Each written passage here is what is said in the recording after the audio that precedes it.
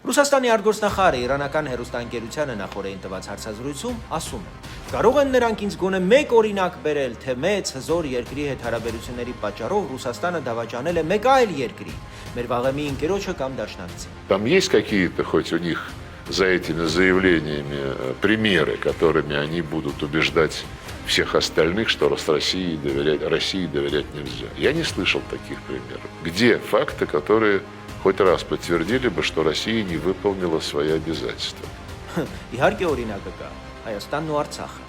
2020 թվականի 44-օրյա պատերազմից հետո Ռուսաստանը մտավ Արցախ որպես խաղաղապահ եւ ստանձնեց բնակչության անվտանգության եւ Լաչինի միջանցքի անխափան կապի պատասխանատվություն։ Մեկ էլ պարզվեց, որ Մոսկվան Թուրքիային էլ է ներգրավել հետպատերազմական կառավարման մեխանիզմներում եւ ռուսները դրա անունը դրել են ռուս-թուրքական փայլուն օպերացիա Ղարաբաղի տարածքում։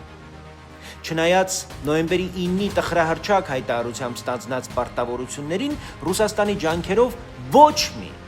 ոչ մի ռազմագերի 5 տարվա ընթացքում չվերադարձվեց Բաքվից։ Հարցը տարիներով մնաց ձգձգումների, մասնակի լուծումների եւ քաղաքական սակարկության դաշտում։ 2021-22 թվականներին ադրբեջանական զինված ուժերի ներխուժումներ տեղի ունեցան Հայաստանի ինքնիշխան տարածքը։ Ռուսները անարձագանք թողեցին բոլոր մեր խնդրանքները։ Դաշինքային որևէ համաձայնություն գործի չդրվեց, չեղավ զսպման որևէ քաղաքական հայտարարություն, որևէ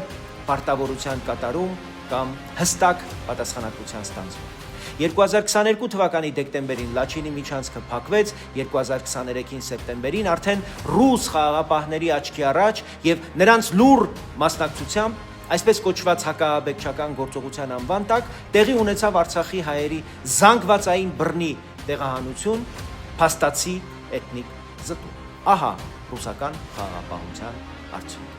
Սա է Լավրովի պատասխանը։ Երբ դու հարձակողական զենք ես վաճառում քո դաշնակցի հակառակորդին, դաշնակցիդ ցեղասպանած երկրին Թուրքիային դարձնում ես գործընթացի մաս, չես պաշտպանում դաշնակցիդ ինքնիշխան սահմանը, գերիների հարցը դարձնում ես սակարկության առևտրի առարկա, իսկ քո խաղաղապահական աչքի առաջ թույլ ես տալիս էթնիկ զտում, դա արդեն մեկ անուն ունի՝